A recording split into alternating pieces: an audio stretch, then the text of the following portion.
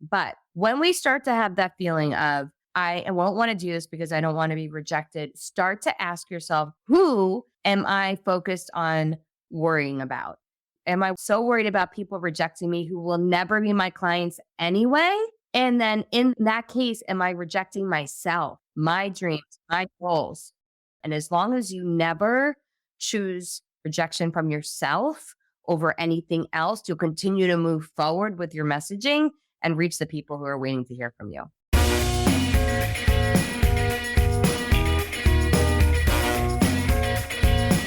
Welcome to Life After Corporate, your ultimate guide for making the leap from corporate leader to entrepreneur. I'm Deb Boulanger, entrepreneur, executive leader, and founder of the Launch Lab for Women Entrepreneurs. This is your time to break through the glass ceiling once and for all and get your ticket to the C-suite. Come back each week to get the leading strategies, advice, and tools that will give you the skills and confidence you need to replace your corporate paycheck. Are you ready? Let's go. Welcome back to another episode of Life After Corporate, my friends. And if you're new to our show, welcome home. This is where you get the honest truth of what it really takes to launch, grow, and accelerate your impact as a service-based entrepreneur. And today we are super fortunate to have the amazing Kim Walsh Phillips with us today.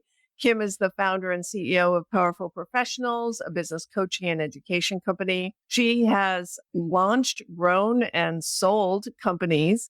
She went from 32 clients to over 11,000 in less than a year, making it one of the fastest growing companies in America, and was recently named number 475 in the Inc. 5000.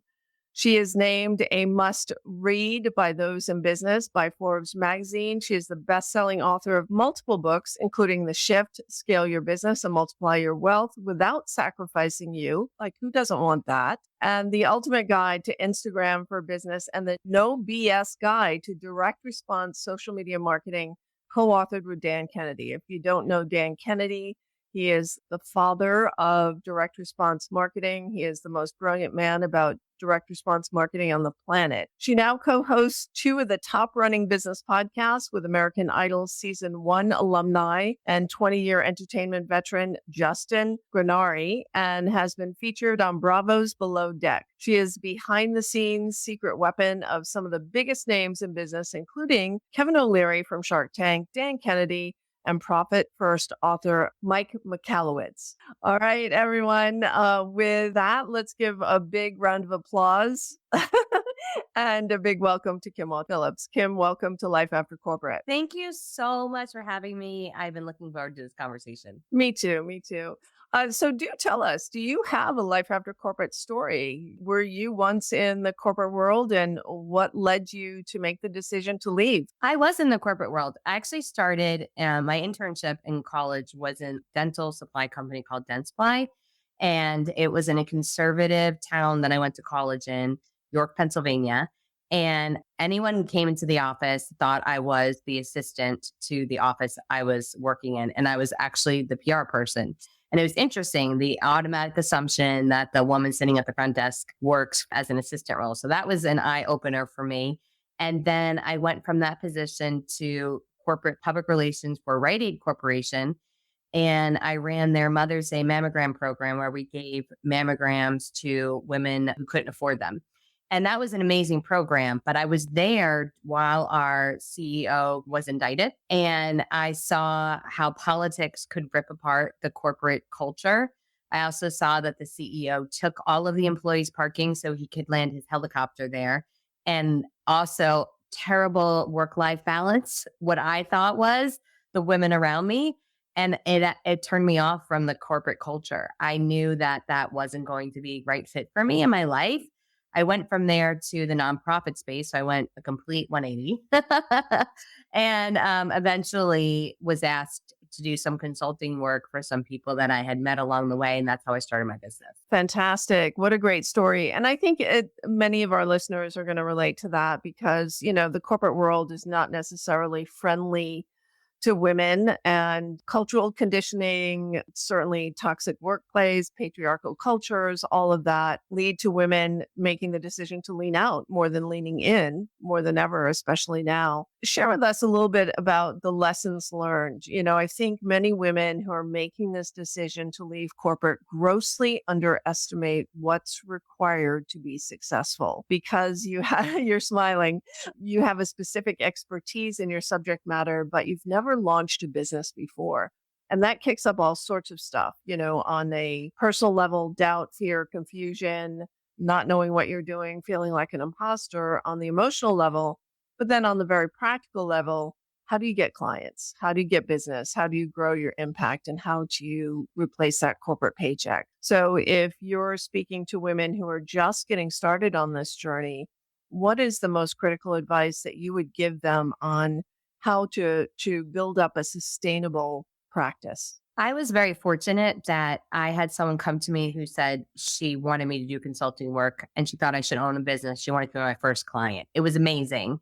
And so I was running the public relations for our healthcare system at the time.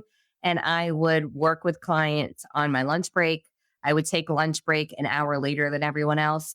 So I would have it at a time where clients could be not on lunch. I would set working times in the evening. So I didn't do spare time. I did set time. I would use my vacation days. So I started to grow a client base while I still had my corporate job. And I think that's a really great thing for those that can. I don't feel like, I think sometimes people think that they are chickening out by doing it that way. But I looked at my corporate job as giving me a business loan. I was utilizing those funds. And when I had replaced them with enough clients, I was planning on leaving. Now, I was outed from my business before I gave notice. It was on the front page of the paper because I received the city as one of my accounts, and a reporter got word of it and put it as a front page story that I was taking on all the marketing and events for the city that we were in. I guess it was a slow news day. So my boss walked in my office with the paper to say, I guess you're leaving. And it worked out well because they said, you can go now and we'll pay you for the next 4 weeks. So I actually had a 4 week window of getting paid to work on my business. But that was an interesting moment. Definitely burned a bridge there that maybe should not have been burned. But from a perspective of clients and building clients, here's the thing that I didn't understand before that I wish I would have known. The best thing to do is not rely upon one-on-one conversations.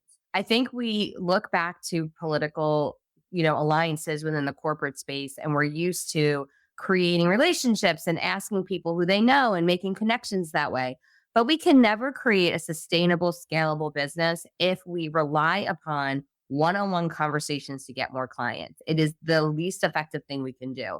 What we want to do instead is things that leverage our expertise that can work for us while we sleep. So, one of the first things I recommend that you do is that you literally go to ChatGPT or answerthepublic.com and find out what people are looking for, what questions they have in your space, and create one quick video that you are sharing some tips and strategies. And simply at the end of the video, you say, and if you'd like more information, I'd love to be able to share it with you.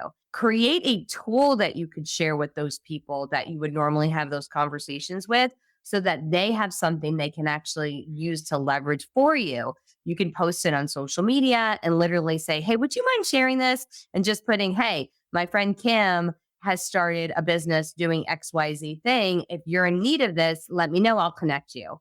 That is going to get you so much more than just going to people and asking who they know that could become a client. That's great advice. So, yeah, many people, when they first get started, do rely on those warm referrals from their network. But what you don't realize is those warm referrals run dry over time. They get new jobs, they leave the industry, they retire. And you need to have a way, and content is the best way to stand out in the feed. But people get paralyzed. It's like, I don't know what to say. And I know you just said go to Chat GPT. And I think that's a great resource to put in a prompt about, here's the audience, here's who we're talking to. Write me a video script, a 1-minute video script on this topic. But here's the thing, Kim, and I want to know how you feel about this. I think most of the content on most of the news feeds is just boring. I mean, aside from those that really stand out and they stop the scroll, most of the time people are just sharing blah, blah, blah, blah, blah. So I know content needs to work for you. So, how do you make your content more effective so that your followers become clients? Content is never boring to me if it's answering a question that I have right now. So the more specific you make your content and stop trying to make it for quote unquote everybody, the better it will be. That's why I like using a resource like answerthepublic.com to say, what questions are people asking? Same thing with ChatGPT. I don't want to just come up with content. I want to know what specific questions are people asking online right now about my topic, and then I'll answer those specific questions. Give you an example. I'll have a question as specific as I have a video just answering, should I use my picture as my profile for my business page on Facebook or should I use my logo? That is a very specific question. Most people are not going to watch that video. They don't care. But my right fit person absolutely cares about the answer to that question. And so you want to be thinking about who's your person. Now, here's where we get into something that's one of my greatest passions to talk about because it's something that I still struggle with to this day. And I find it stops a lot of people from growing their successful business is that we're so scared about rejection. We will do anything to not have the feeling of rejection. And so we are often limiting our message from going out there because what if somebody doesn't like it? And what if they don't like me? And what if they think I'm a fraud? And those are all super normal feelings. So if you have them, be like, I'm super normal that I feel this way. We were given those desires in our bodies on purpose so we would be part of a pack. So we wouldn't get eaten by the bear. So we would be protected from the cold as a culture together. And when we didn't have shelter, like those are things that are super normal that we feel that way. But when we start to have that feeling of, I won't want to do this because I don't want to be rejected, start to ask yourself, who am I focused on worrying about? Am I so worried about people rejecting me who will never be my clients anyway?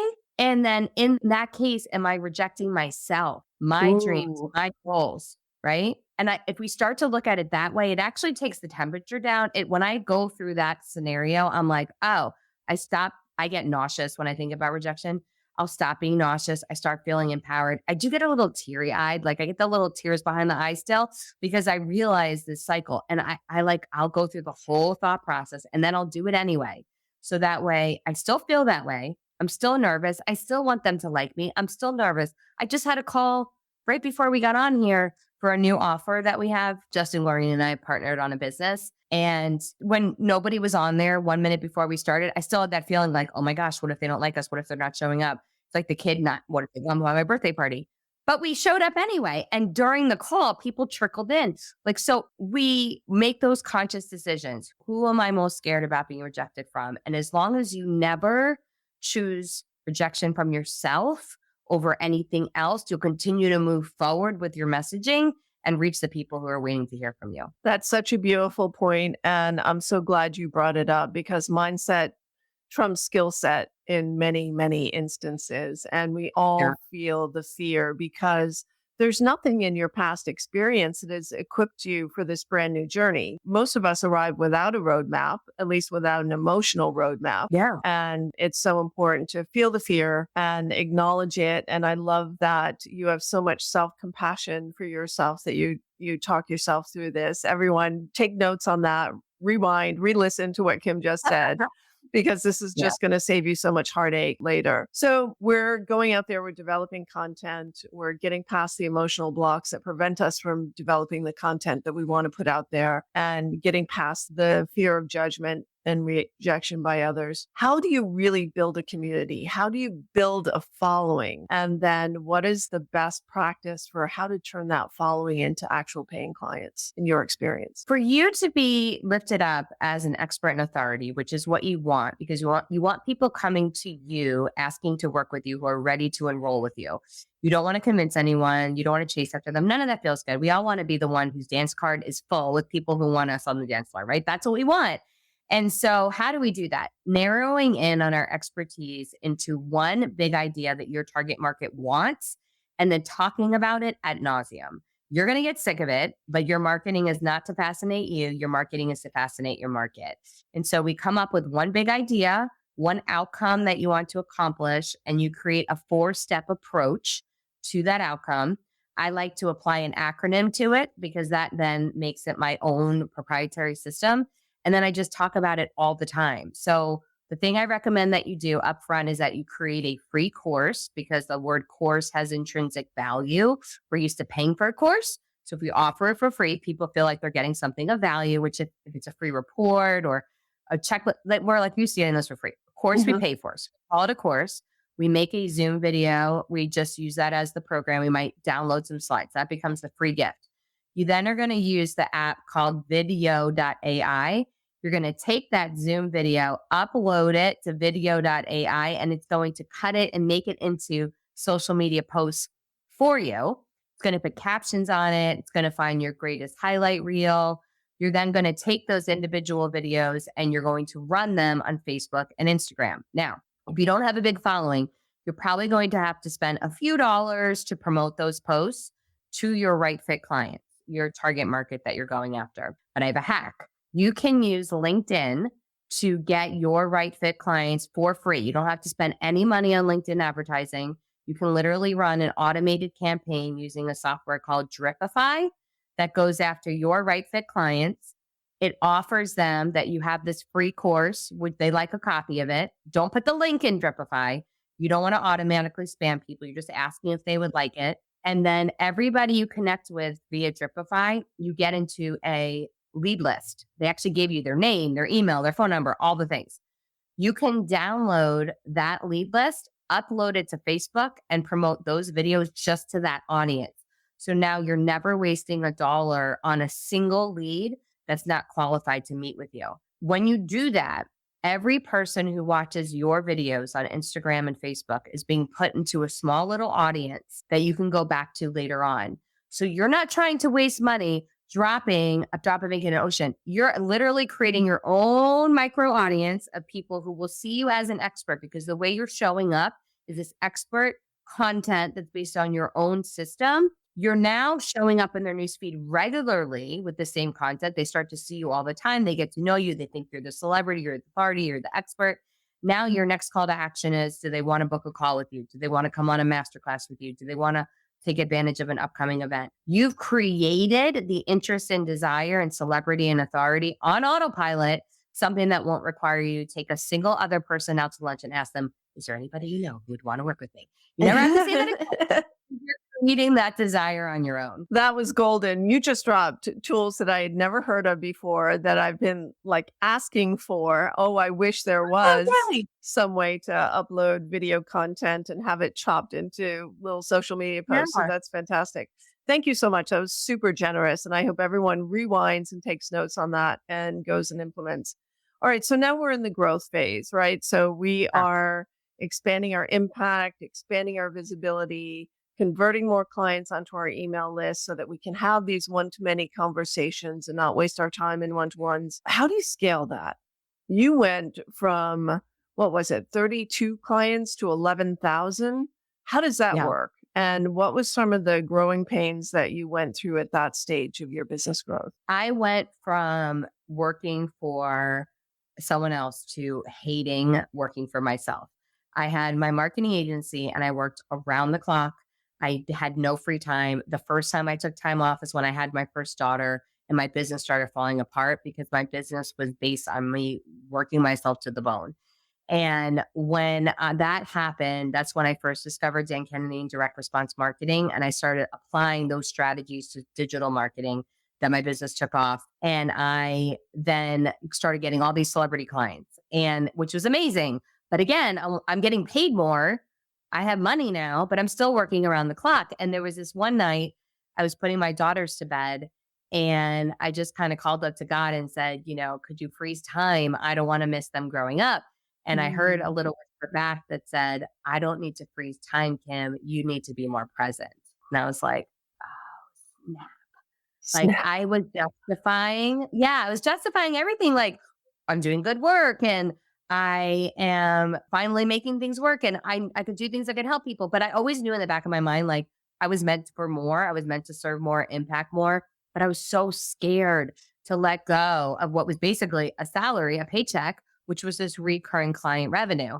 And when I finally just like made the decision, okay, it's yours, God, like whatever's going to happen, I'm ready for this next step. I got 3 offers for my company in 1 week. Within 90 days, I'd sold my firm. I didn't have to do consulting work in it because I built this system during that time that changed it. And what this worked as I'd contact them via social media and an ad. They'd be invited to a webinar. On the webinar, they had 2 options to work with us. One, they could buy a course. 2, they could become a client. And this automated lead generation and sales system made my company skyrocket and took the need for me to be in the business out. So I was able to sell that company. I took the money we got from selling it. I took my whole team of 17 on a cruise with their families. And I took the rest of the money and used it to buy leads for my new business. And we just created the same campaign, but instead of doing one on one services, it was just offering people a course and group coaching. Everything was going to be done in group. There was going to be no one on one, and it was going to be a scalable model. And I was also going to stop doing anything that wasn't in my zone of genius or I didn't love doing. And the same thing for my team. It was my second company, like my second marriage. I'm like, I could do it the way I want to do it. So it was amazing. And in 1 year, I tripled. I mean, I had my marketing agency for 22 years. In 1 year, my coaching business, I tripled the revenue we ever made in my consulting business. And within 3 years, that's when we landed on the Inc. 5000, meaning we did over $2 million in revenue and one of the fastest growing companies in the United States of America. And I got my time back. I had less team than I ever had in my agency, and we had a whole lot more clients. And it was something that I did not think was possible, but I kept thinking instead of we can't, how can we? And this is the thing I'll tell you, start with one thing you're currently doing one on one right now that's requiring your energy and attention and say, how could I create this in a systematized approach that's automated? Probably first is marketing, then it's sales, then it's going to be delivery of service. When you can layer these things in one after the other, you can conceptualize how can you take your zone of genius and scale it in a way that allows you to do it once and get paid for it over and over again. Yeah, amazing. So I have a few questions for you on that because we see that people, at least in my world, I'm seeing people's consumption of passive do it yourself kind of courses has gone down.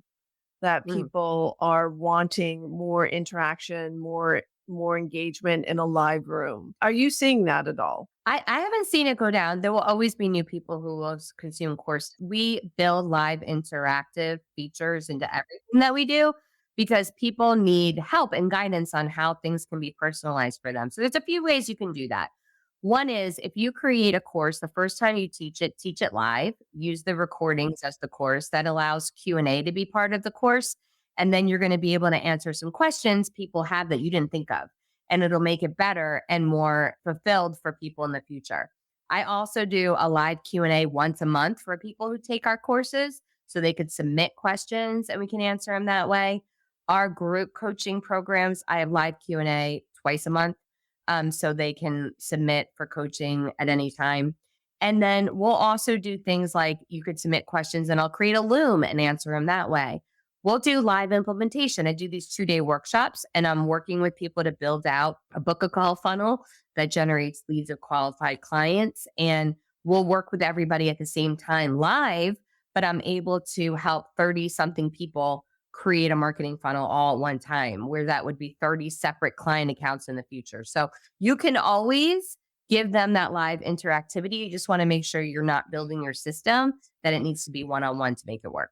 Absolutely. If you're only one-on-one, you'll cap your time, you'll cap your income, and cap the number of people you can actually impact with your work. So I'm a huge fan of group Exactly. programs.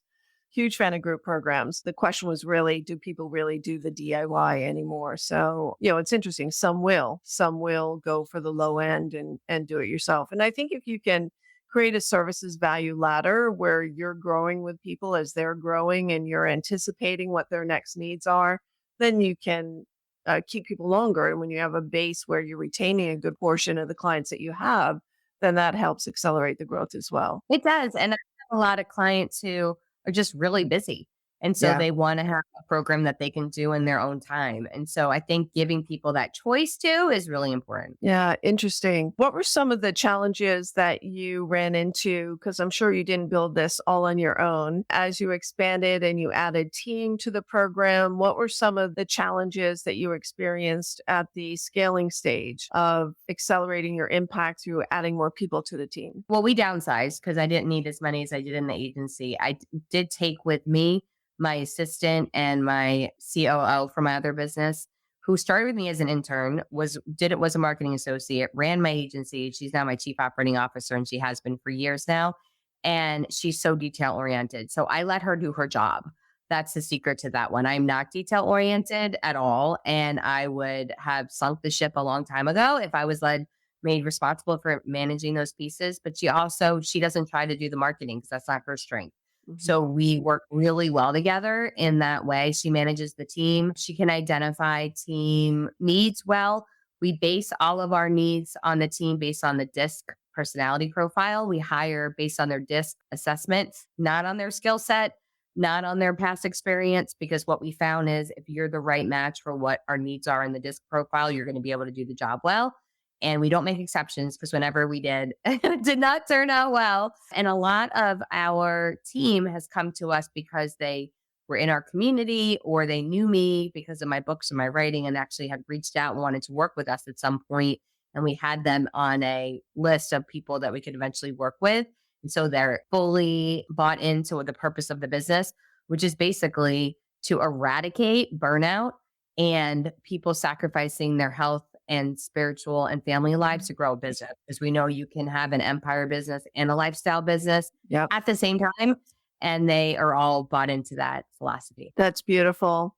Kim, before we wrap up this conversation, I would love to hear from you. What is the biggest thing you've learned about yourself on this journey? It's a pretty recent lesson. I, for a long time, held this belief that I was created to be there for others who need to be saved, and that I was meant to. The reason why I went and got my life coach certification to help my business coaching clients so I could help them solve all the things. And I do believe that that is true, but it's not for the detriment of my joy. And that was the second part of the piece that I needed to fully understand and align with, that I can build a business based on serving others that still allows me to serve me. And when I uncovered that, it's uncomfortable because it requires you to make some decisions that not everyone in your life is going to be happy with. But when you do that, you can actually live the life of purpose you were always meant to live. So if things feel dark or uncomfortable or incredibly hard, I want to say there's a better way to do that that can bring you joy every single day. Yeah. The feeling of hard means something's not working in your business or in your mindset. And Kim, it's been so great to have you on the show because, I appreciate how much you shared about the spiritual part of entrepreneurship, because entrepreneurship is a spiritual journey. Wherever you go, there you are. And suddenly you're faced with all of the stuff that you've brought with you up until this point that really needs to be cleared if you're to step into the she you're meant to be and Mm. to make the impact that you're meant to make. So how can our listeners stay in contact with you? Is there something they can download or a podcast they can listen to? Yeah, well, I have 3 names, which helps you find me because I'm only one that is Kim Walsh Phillips. If you look that up anywhere, you'll find me. And then I have a podcast with Justin Guarini called the Scale Fast Podcast. We have a lot of fun on it, and we share actionable, practical advice on how to scale your business. And we'd love for you to tune in. I'm definitely going to tune in. I'll be subscribing right after we hit end on this recording. Thank you so much, Kim. Everyone, I hope you got great benefit out of the wisdom that Kim dropped with you today. Listen again, take notes, follow Kim, listen to the podcast, and we'll see you next time on Life After Corporate. Take care. Thanks for having me. Thanks for listening, my friend. If you enjoyed this show, please head over to iTunes and subscribe and leave us a review. And be sure to hop over to the Life After Corporate Facebook group and join other growing entrepreneurs to get weekly tips on how to create more money and meaning doing work you love.